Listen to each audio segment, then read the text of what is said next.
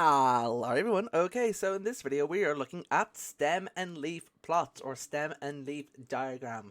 So what is a stem and leaf diagram? It is just another way of representing data graphically. So stem and leaf plots. A stem and leaf plot represents numerical data by separating each piece of data into two parts, the stem and the leaf. So it's really important, right? Before drawing a stem and leaf plot, all data must be ranked, i.e. ordered. We have to put our data in order before we do our stem and leaf. A stem and leaf plot is made up of stems and leaves plotted on a graph. Each leaf represents the last digit of each data value. Each stem represents the prior digit, the digits prior to the last digit in each data value. So here is a list of emails received by 30 students during October. So some students received like 87 emails, some received like 14. I want to plot this out on a stem and leaf because my stem and leaf needs to be in order. And the best way to do it is you either A, make a rough stem and leaf diagram. So just use this data here right away and make a rough stem and leaf, and then make a new stem and leaf that is ordered. Or what you can do is just rearrange order the data first. So whatever is your preference. Right, so the data is ordered here. I ordered data, and this is how we draw a stem and leaf, right? So on here are my stems, right? So these are the digits before the last digit. So, and what is always important is we have a key in the bottom right corner, right? And a key just tells, if you're looking at my stem and leaf, the key just tells me what you're looking at, like what am I looking at here. So, for example, my first data point is 7, so that's going to go up here. So if I look at this 0 line 7, that just means 7. So 3 line 5 just means 35. So just telling us what the data means. So let's plot this out. So 7, 9, 13. So I don't write 3. I don't write 13. I write 3. So 1, 3, 14, 3, 4, 2, 9, 29, 35. Write a 5 here. So bing, bing, bing, bing, bing, bing. 37, 39, 43, 44, 44, 52, 52, 53, 55, 57, 57, 58, 61, 62, 65, 68, 69, 73, 4, 5, 9, 84, 87, 91. And there you go, you've plotted your first stem and leaf. Yay! Congrats! Right? So remember, the first and the digits prior to my last one are known as my stem, and then these digits here are known as my leaves. Right, so the main important thing to remember is you have to draw your key. It is so important. You have to remember your key or else you will lose a mark or two. So that's just stem and leaf for one data set, right? What about if I want to compare and contrast two data sets? I want to compare two data sets together and back to back. So we can draw a back to back stem and leaf, right? So where we literally draw two data sets on the one data set on the right, one data set on the left. So back to back stem and leaf plots are used to compare two data sets of data graphically. The center of the back to back stem and leaf plot contains the same stem. So the leaves represent one data set extend to the right, and the leaves represent to the other data extends to the left. So here's an example of a back-to-back stem and leaf of marks attained by 30 girls and 30 boys in a physics test, right? The girls' marks on the left-hand side of the diagram. So here you go. We have my key. You have to make sure you put your two keys here. So key, line 5, that just means 35 marks. Key 2, line 6, that just means 62 marks because you're reading it from the left. You're reading it from the left, right? So that is why we need our key. So if you, like, the reason why it's good to do a back-to-back stem and leaf, because if we kind of look at the stem and leaf here, we see the boys' data is tending more to, it's upwardly skewed. Like, more of the boys' data is skewed to the right or upwards, right? While a lot of the girls' data is kind of around here. So a conclusion we can make here is like, oh, the boys are scoring better on the physics test than girls. So let's look at some questions here. Right, so Seamus and Aoife are sales representatives working for a pharmaceutical company. The table below shows number of units of a particular headache tablet sold by each representative over a 30-week period. And represent the data on a back-to-back stem leaf. So we need to represent this data on a back-to-back stem leaf. So let's do this right now. So the data is ordered here because I'm not doing that on video. You'll be here ages. Right, so draw my stem. So 11, 12, 13, 14, 15, 16, 17, 18, 19, 20. I chose them numbers because my data points range from the 110s to the 200s, right? So I need from 11 to 20 here because I'm getting the last digit in. So this is going to be Aoife, and this is going to be Seamus. So, plotting Aoife's out, so 119, so 126, 129, 132, 135, 142, 143, 148, 150, 152, 157, 158, 159, 162, 166, 168, 168, 168, 162, 172, 172, 175, 176, 178, 179, 180, 185, 186, 193, 196, 208. And there we go there. That is Aoife's. Remember, we need my key. My key. So, for example, 12, 6, that is equal to 126 units. Right, next, Seamus. So 120, 120, 131, 133, 135. So remember, we're working from right, left to right. No, right to left, right to left. 125, 143, 147, 148, 151, 152, 156, 158, 164, 165, 165. 168, 169, 172, 172, 173, 173, 177, 178, 181, 183, 184, 185, 186, 187, and 188. And then we have to do the key. So the key, I'm going to say 1, line 1, 3. That means 131 units. So that is how we do a back-to-back stem end leaf. So sometimes we are asked to calculate certain stuff from my stem and leaf, like the median or our range. So this question here, all students took a maths test same day. A week later, they took a second maths test. Their marks are shown on the table below, test 1, test 2. Draw a back-to-back stem and leaf to display the students' mark. So I did this already here. So there's test 1, test 2. So find the range for each mark of the test. So remember, range is the highest value minus the lowest or smallest. So looking at test 1, my highest mark is 81. And my lowest mark is 59. And that is equal to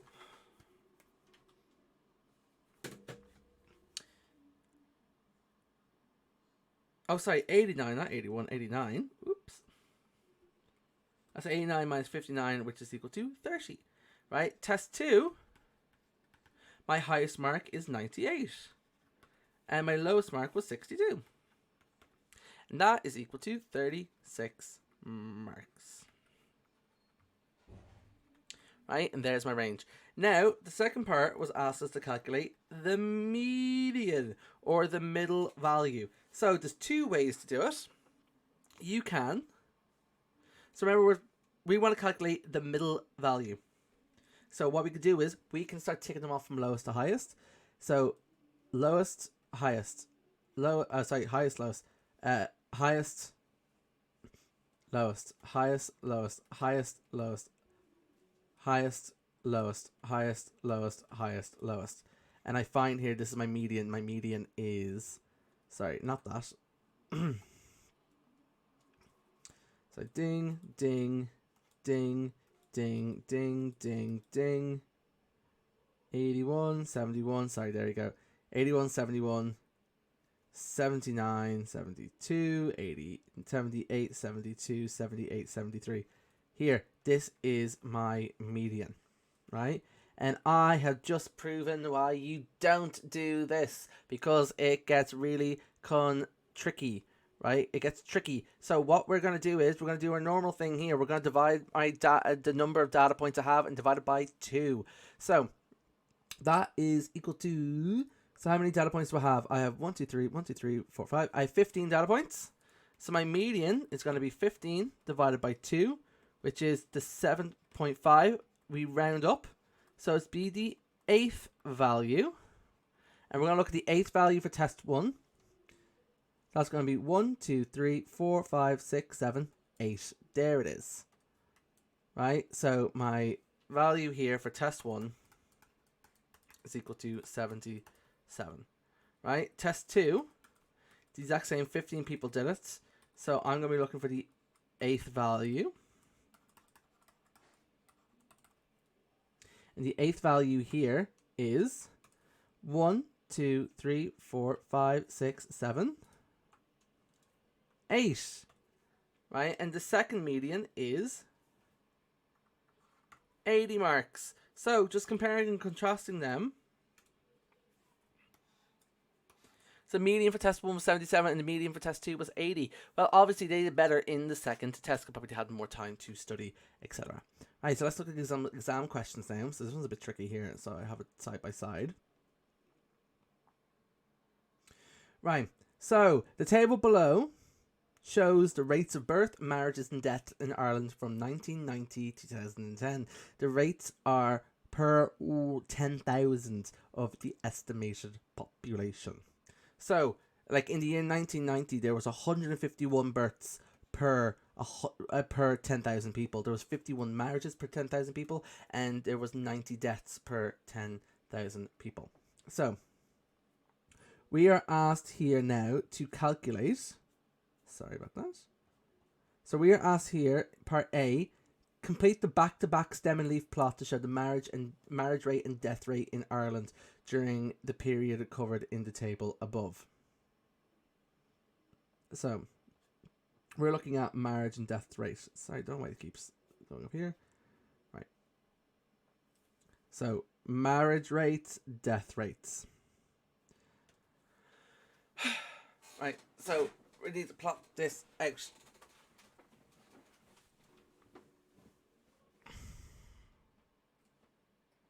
So we need to plot this one out, and so we need to make sure my data is in order, right? Or make sure it's very careful when we are plotting it. So let's look at the 40s. So how many people marriage in the 40s? So I think so we have 43.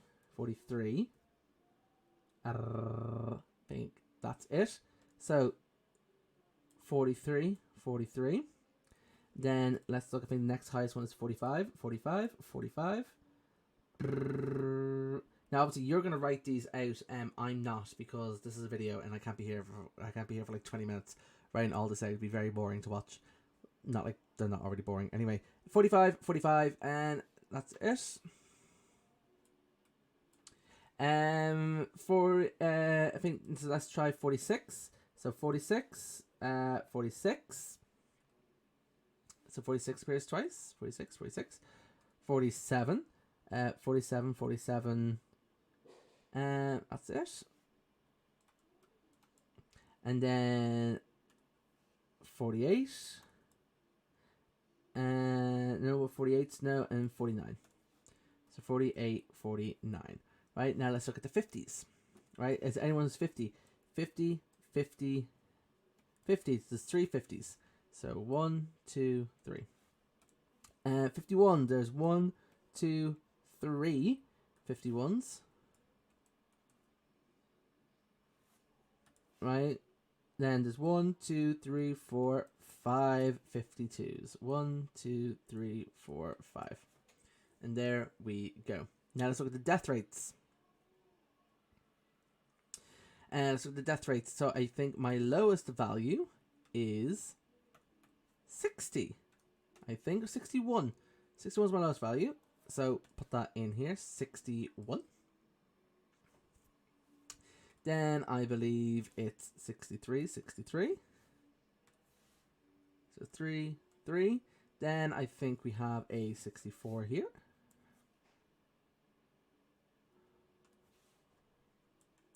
64, and then we have a 67 and 68, and we don't have any more 60s, so 67, 68. Okay, 70s, I have a 71, 73, 76, 79, no more 70s. So 1, 3, 6, 9. Then my 80s, I have an 83, I have an 85, an 86, 87, 87. So 83, 85, 86, 87, 87. And then I have another 87. And I have an 89. And then... Sorry, I have two 86s. So 86, and I was like 87, 87, 87. And then 89. And then finally, I have 3 90s. 1, 2, 3. Okay. Oh, that took ages. Right, my key, 80. So line 83 is equal to 83. Right, that is my key. It literally can be anything you want. State one difference that can be observed between the distributions of the marriage and death rates in your plot. So,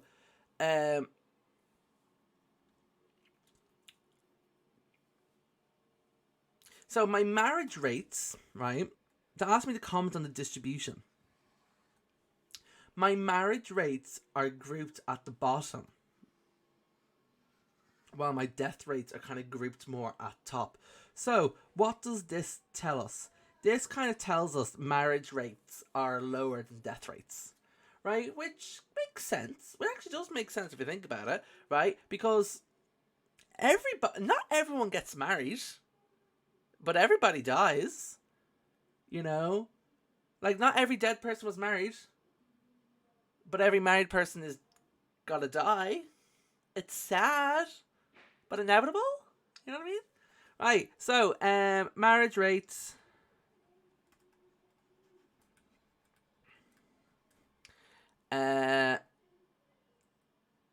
Range from 43 to 52 and are grouped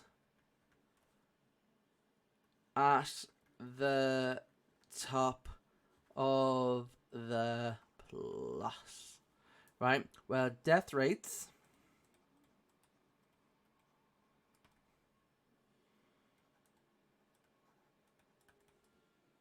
range from 61 to 90 and are grouped at the bottom.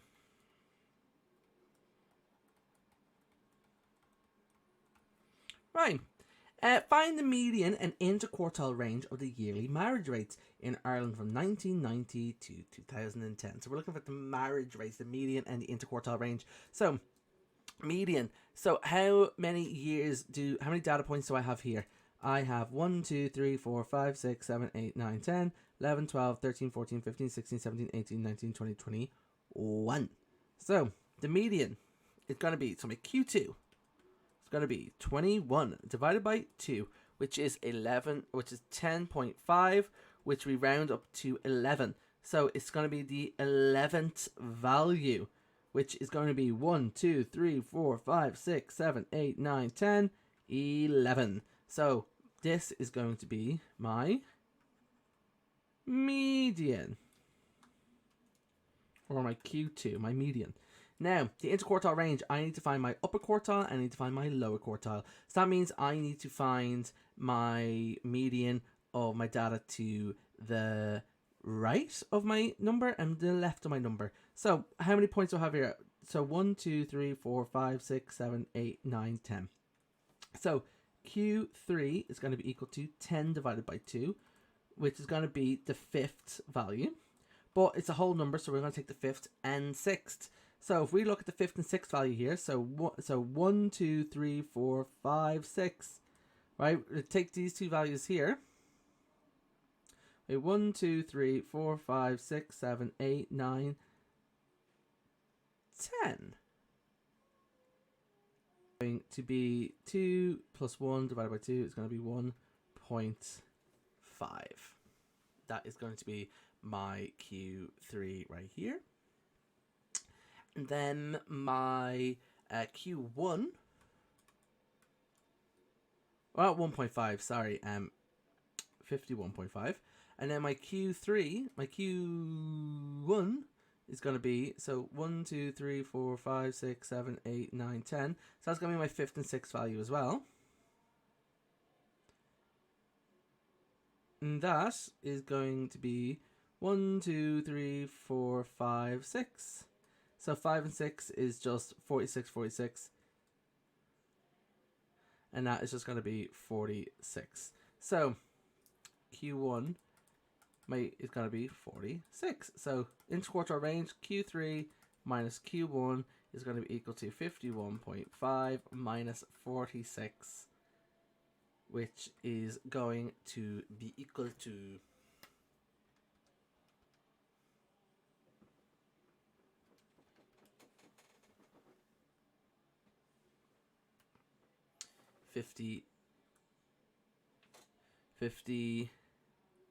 5.5. That's going to be my interquartile range. My interquartile range is going to be equal to 5.5. Right. Find the mean of the death rates in Ireland from 1990 to 2010. Give your answer correct to one decimal place. I want to find the mean death rates. So remember, mean is just equal to the sum of all the values divided by the number of years we have. So in this case,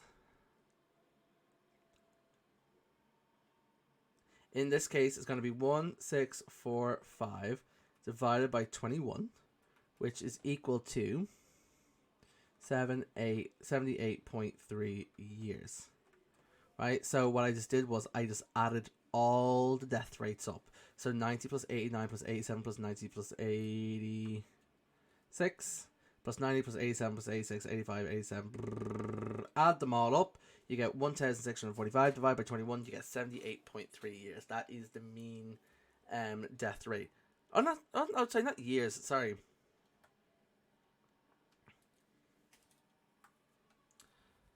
Not years, but that is just the mean death rate in Ireland from 1990 to 2010. 78.3. Right, let's look at one more question here. So that was that question done. Right, this is from the 2012 paper. If it will load for me. Right. So, a survey from the most popular models of private cars sold in 2011 examined the CO2 emissions in grams per kilometre from diesel engines and petrol engines. The data are as follows. So, construct a back-to-back stem and leaf of the plot. So, construct a back-to-back stem and leaf. So, my data ranges here from 107 to like the 130s. So I'm going to go from, so the hundreds, 110s, 120s, 130s. Then I have some 150s, there's some 140s, 150s. I don't think I need to go any further. So this is going to be petrol. It's going to be diesel. So looking at diesel, we have 107. And then going up in the teens, I have 110. Then I have 114, 116, and 117, 18. So 16, 17, 18. Then I have two 119s, 9, 9. Then I have 120, and I have two 125s, and I have a 134. And then petrol, I have here no 100s, no 110s. I have 3 129s. I have 133, and I have a 134. I have a 136. I have two 138s. I have a 139. I have no 140s, and I have a 150, a 157, and a 159. So 150, 157, 159. So does your information suggest that the diesel engines produce lower carbon CO2 emissions than petrol engines? In your answer, you should refer to stem and leaf. Oh, I forgot my key. My key here, 150. That is equal to 150 grams per kilometer. Right. So 150 grams of CO2 per kilometer. So does your information suggest that diesel engines produce lower CO2 emissions than petrol engines? Yes, it does. Right? Because my diesel engines are more grouped at the bottom. So they're producing lower grams of carbon per kilometer. While my petrol engines here are producing more. Right? They tend upwards. They're in the higher end of my stem leaf. So they are producing more. So that is what we say. We say yes. The diesel engines are grouped at the top of the plot. So, i.e., they produce smaller amounts of CO2.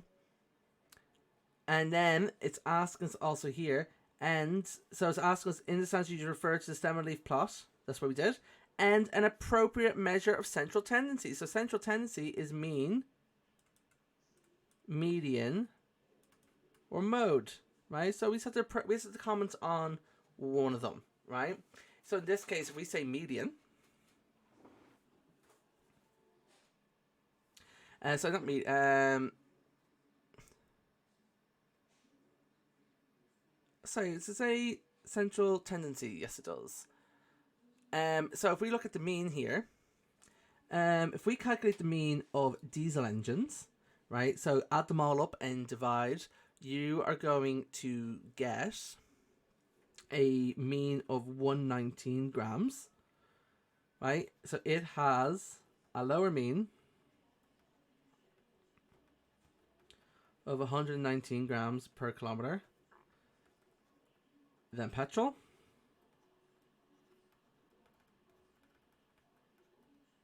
Which has a mean of, if I add them all up, divide by 12, you'll get a mean of 139 grams per kilometer.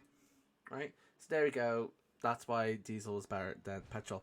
Does the information, so part 2, does the information suggest that there's greater variation in CO2 emissions of diesel engines than petrol engines? In your answer, you refer to stem and leaf plot and the appropriate measure of variability. So, is there greater variation in CO2 emissions? So, i.e., is the diesel engines, are they more consistent than petrol engines, right? A petrol engine is either really good or really bad, or like diesel engines kind of more consistent around the same value. So does the information suggest the variation in CO2 is greater? So we're looking for, refer to stem and leaf plot and an appropriate measure of variability. So that will be range or interquartile range, but I'm just going to look at regular range, right? So range for diesel is equal to 134 minus 107, which is equal to 27.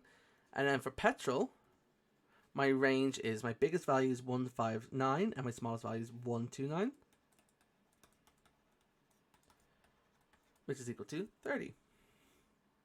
So, is there much variation? Is there evidence? No. The emissions for both petrol and diesel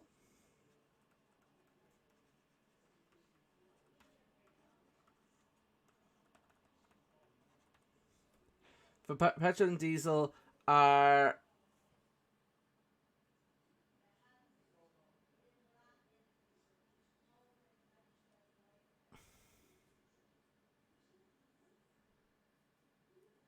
so sorry. Does this information suggest that there is greater variation in CO2 emissions of diesel engines? So are they suggesting that diesel engines are less consistent than the petrol engines?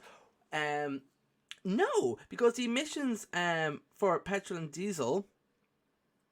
So the sorry. Well, first of all, no, because the emissions for the petrol ones are more spread out. So it's either like 129 or it's like all the way up in here 150, right? It's more spread out.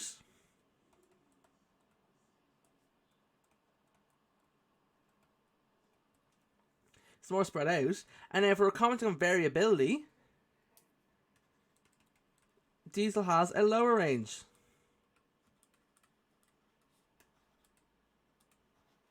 Has a lower range than petrol. Right? Because it's 29 and not 30. So therefore, the petrol is not doesn't have greater variation than, sorry, this diesel does not have a greater variation than petrol. So i.e. their data is more kind of consistent, right? Or like more consistent than petrol engines, right? And that is Stem Leaf. It's a bit of a mess, but sure, look, we move. Hope this video was some help to you, and I'll catch you guys later. Bye.